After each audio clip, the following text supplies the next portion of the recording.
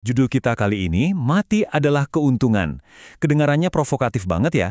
Tapi, di balik kalimat yang kuat ini, sebetulnya ada sebuah konsep yang luar biasa penting, yaitu tentang pertempuran tak kasat mata yang ternyata mempengaruhi kita semua. Yuk, kita coba bedah bareng-bareng. Coba deh, renungkan sejenak. Pernah nggak sih Anda merasa seolah-olah lagi berjuang dalam sebuah pergumulan, tapi pergumulan yang nggak kelihatan? Pertempuran yang nggak ada wujud fisiknya, tapi tekanannya tuh wah terasa nyata banget setiap hari. Nah, perasaan inilah yang jadi titik awal kita untuk menelusuri topik ini lebih dalam. Oke, mari kita mulai dari bagian pertama, pertempuran yang tak terlihat. Jadi, kalau Anda memang merasakan adanya konflik batin atau pergumulan itu, sumber yang kita bahas ini menegaskan satu hal penting. Itu bukan cuma imajinasi Anda, itu nyata. Iya, sumber materi kita menyebut fenomena ini sebagai pertentangan besar. Anggap saja ini seperti sebuah konflik spiritual yang terjadi terus-menerus. Bukan cuma di luar sana, di sekitar kita, tapi juga di dalam diri kita masing-masing. Ini adalah sebuah realitas, sebuah pertempuran kosmik yang katanya nih jadi bagian dari pengalaman kita sebagai manusia selama kita hidup. Terus, kalau ini perang, medan pertempurannya di mana dong? Nah, kita masuk ke bagian kedua. Ini yang menarik. Pertempuran ini ternyata bukan soal adu fisik, bukan perang senjata, tapi ini adalah perang gagasan. Istilahnya adalah peperangan rohani. Intinya, ini adalah adu gagasan, adu nilai-nilai. Dan coba bayangkan senjata paling mematikan di sini tuh bukan bom atau peluru. Bukan. Senjatanya adalah konsep, sebuah ide. Dan ide ini bisa sangat membangun, atau sebaliknya, sangat merusak.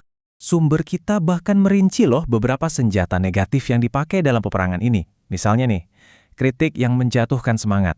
Atau rasa sakit karena pengkhianatan. Ada juga rasa malu yang bikin kita lumpuh. Ketakutan yang nggak beralasan, sampai tekanan dari teman-teman atau lingkungan sekitar. Semua ini pada dasarnya adalah ide dan emosi yang tujuannya satu, melemahkan kita secara rohani. Tapi tenang, kita nggak dibiarkan sendirian tanpa pertahanan kok. Nah, di bagian ketiga ini kita bakal lihat apa sih persenjataan rohani yang kita miliki untuk menghadapi semua itu? Coba deh kita bandingkan. Kalau serangannya berupa kritik, senjata kita justru kasih. Kalau serangannya pengkhianatan, balasan kita adalah belas kasih. Rasa malu dilawan pakai damai sejahtera, ketakutan dihadapi dengan kelemah lembutan. Kelihatan kan polanya? Persenjataan kita ini sifatnya beda banget. Bukan untuk menghancurkan lawan, tapi justru untuk membangun. Dan di antara semua senjata ini, ada satu yang disebut sebagai senjata pamungkas, yang paling utama. Sumber kita menyebutnya firman Tuhan.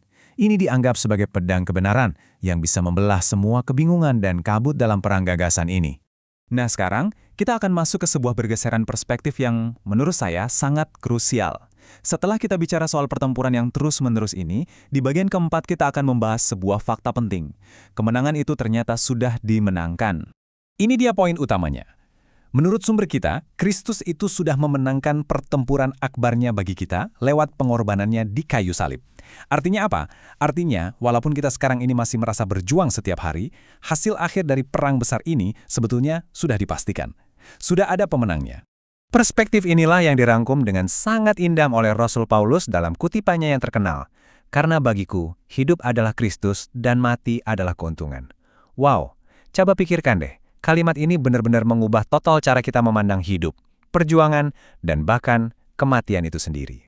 Jadi maksudnya gimana? Maksudnya karena kemenangan final itu sudah dijamin, maka kita ini nggak akan pernah bisa benar-benar kalah. Bahkan seandainya pun kita katakanlah mati dalam perjuangan di dunia ini, kemenangan kekal kita itu sudah pasti. Ini kan sebuah jaminan yang luar biasa ya. Oke, pertanyaannya sekarang, gimana caranya kita menghidupi kemenangan yang sudah ada ini dalam keseharian kita? Nah, mari kita bedah kuncinya di bagian kelima, kunci kemenangan sejati. Ternyata strateginya bisa diringkas jadi dua langkah praktis. Simple banget. Yang pertama, berjuang untuk kebenaran. Dan yang kedua, tunduk pada kehendak Tuhan. Coba kita lihat satu persatu. Langkah pertama, berjuang untuk kebenaran. Ini penting ya.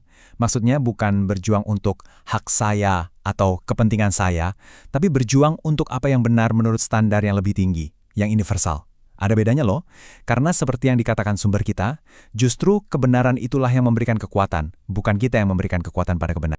Dan kalau kita butuh contoh paling puncaknya, ya tentu saja teladannya adalah Yesus. Dia menunjukkan ketaatan yang sempurna pada kehendak Bapanya, bahkan sampai rela mengorbankan nyawa. Nah, inilah modelnya. Sebuah penyerahan diri total yang justru menghasilkan kemenangan terbesar. Sebagai penutup, saya ingin mengajak Anda untuk berefleksi sejenak. Coba pikirkan, dalam area hidup Anda yang mana pertentangan besar ini paling terasa saat ini? Dan, dengan bekal pemahaman baru bahwa kemenangan itu sebetulnya sudah diraih, bagaimana hal itu bisa mengubah cara Anda berjuang, memberi Anda kekuatan dan pengharapan yang baru mulai hari ini?